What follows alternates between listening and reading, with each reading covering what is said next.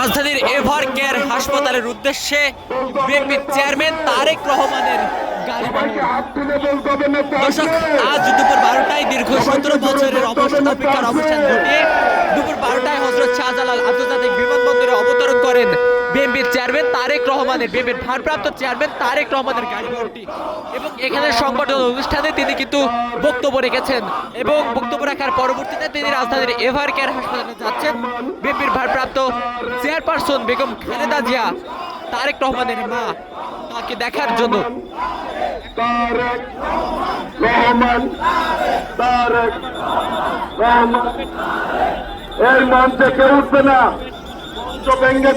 দেখছেন যে একটি বুলেট প্রুফ গাড়িতে করে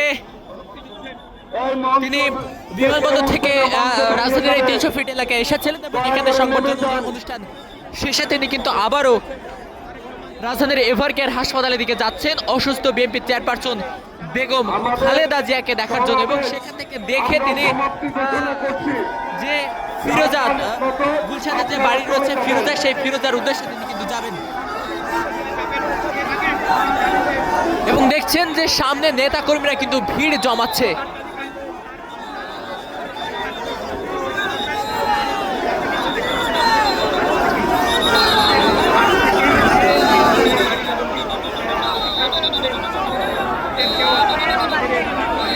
দেখছেন যে তারেক রহমানের গাড়ি বহরকে কেন্দ্র করে আইন শৃঙ্খলা বাহিনীর ব্যাপক কড়া নিরাপত্তা এবং সাধারণ যে সকল মানুষেরা রয়েছেন তারেক রহমানকে দেখার জন্য, একটিবার দেখার জন্য এবং তার কথা শোনার জন্য রাজধানীর 300 ফিট এলাকায় কিন্তু তারা ভিড় জমিয়েছিলেন।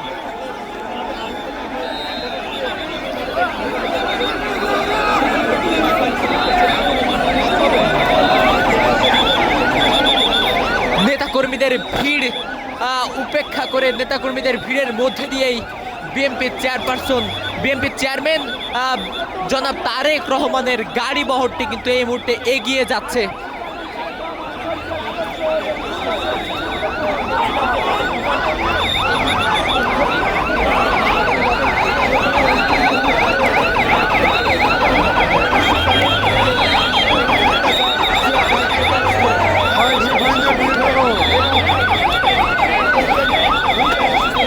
দর্শক, আপনারা ইতিমধ্যে জানেন বিএনপির চেয়ারপারসন বেগম খালেদা জিয়া দীর্ঘ 1 মাসেরও বেশি সময় ধরে রাজধানীর এভার কেয়ার হাসপাতালে গুরুতর অসুস্থ অবস্থায় তিনি কিন্তু ভর্তি রয়েছেন।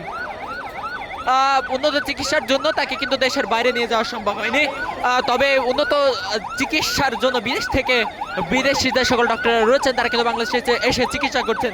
এই মুহূর্তে দেখছেন যে বিএনপির চেয়ারম্যান তারেক রহমান দীর্ঘ 17 বছরের অপেক্ষার অবসান ঘটিয়ে তিনি কিন্তু বাংলাদেশে এসেছেন এবং এই মুহূর্তে তিনি রাজধানীর এভার কেয়ার হাসপাতালে যাচ্ছেন বিএনপির চেয়ারম্যান তারেক রহমানের বিএনপির চেয়ারপারসন বেগম খালেদা জিয়ার সাথে দেখা করার জন্য।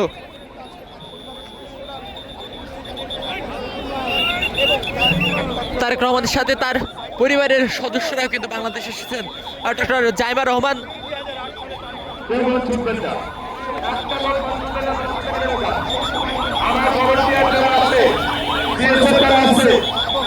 দেখছেন যে সেনাবাহিনীর কড়া নিরাপত্তার মধ্যে দিয়ে, আইন শৃঙ্খলা বাহিনীর কড়া নিরাপত্তার মধ্যে দিয়ে তারেক রহমানের গাড়ি বহরটি রাজধানীর এভার কেয়ার হাসপাতালের দিকে কিন্তু রওনা হয়েছেন।